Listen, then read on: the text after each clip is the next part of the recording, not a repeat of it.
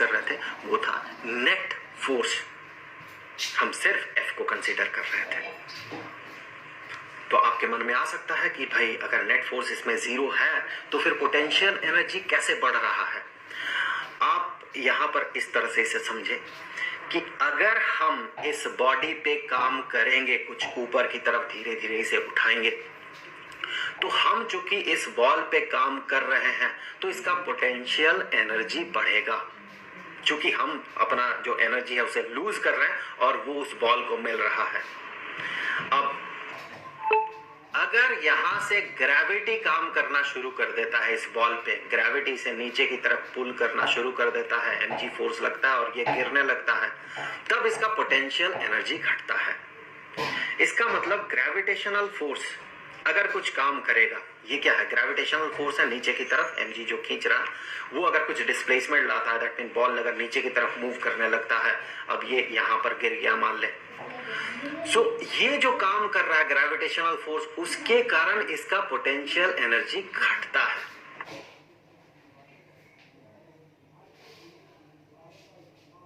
Do you feel like having biryani? Get delicious biryani starting from ₹149. Order now from Zomato.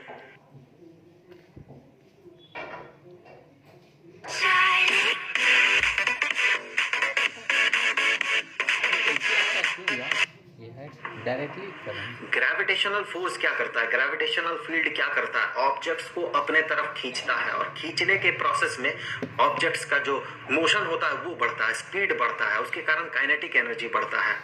और चूंकि वो धरती के करीब आने लगता है तो उसका पोटेंशियल एनर्जी घटता है। तो ग्रेविटेशनल फोर्स का काम ही यही है, जो बेसिक काम है वही है कि वो पोटेंशियल एनर्जी को घटाता है और काइनेटिक एनर्जी को वो बढ़ाता है।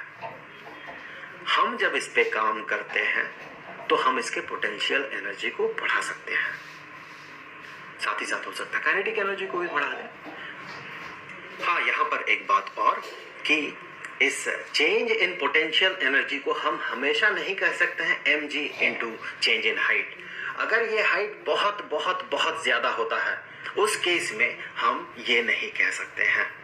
देखिए, ये पूरा क्लियर तो जाके ग्रेविटेशन के चैप्टर में होगा। मैं यहाँ आपको थोड़ा सा हिंट दे रहा हूँ कि मान ले ये धरती है, यहाँ अर्थ है और अर्थ के सरफेस में एक ऑब्जेक्ट रखा हुआ है, तो इसमें जो ग्रेविटेशनल फोर्स एक्ट करता है वो होता है इसका mass into acceleration due to gravity g। लेकिन ये g कांस्टेंट नहीं है, ये वैरी करता है। जितना आप अर्थ के सरफेस से ऊपर जाते जाएंगे, काफी दूर जाएंगे, तो g का जो वैल्यू है वो उतना नहीं रहता, वो चेंज हो जाता है। ये g डैश जो है यहाँ पर एक्सेलरेशन ड्यू टू ग्रेविटी, वो g से कम होता है। जितना आप दूर जाएंगे ग्रेविटेशनल पुल जो है उतना कम होते जाता है।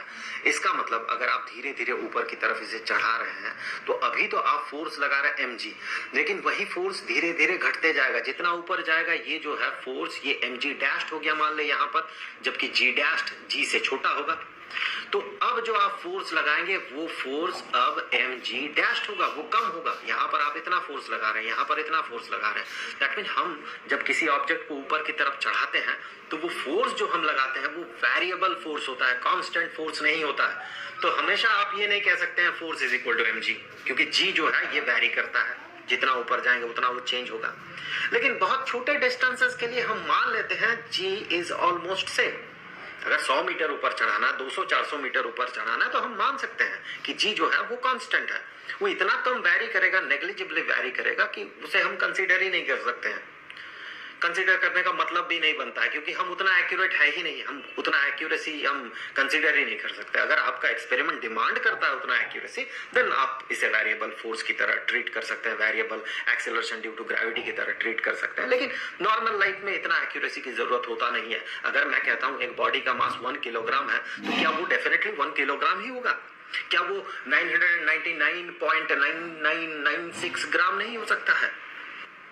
हम इतना एक्यूरेट नहीं है ना, तो हम इन छोटे मोटे जो वेरिएंस है इसे हम इग्नोर कर सकते हैं। हाँ, अगर हमारा जो एक्सपेरिमेंट है, हमारा जो रिजल्ट हम चाहते हैं वो उतना अगर एक्यूरेसी का डिमांड करता है, जितना एक्यूरेसी का डिमांड करेगा हमें उतना एक्यूरेट होना होगा। सो यहाँ पर नॉर्मली छोटे मोटे distances 100 metre, 200-400 metre, 1 kilometre, 2 kilometre height, ये मायने ही नहीं रखता, क्योंकि अर्थ का जो रेडियस है वो इतना बड़ा है 6400 किलोमीटर के आसपास। सो ये छोटे मोटे डिस्टेंसेस उसके कंपैरिजन में नेग्लिजिबली स्मॉल है। सो यहाँ पर हम उसे कंसिडर नहीं करेंगे change in acceleration due to gravity को।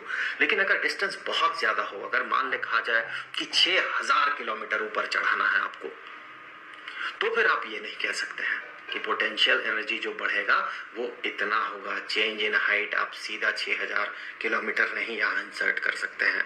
हम क्या इंसर्ट करेंगे क्या नहीं करेंगे वो तो ग्रेविटेशन के चैप्टर में जाके आप देखेंगे कि वहां हम किस तरह से इवैल्यूएट करते हैं पोटेंशियल एनर्जी को। ग्रेविटी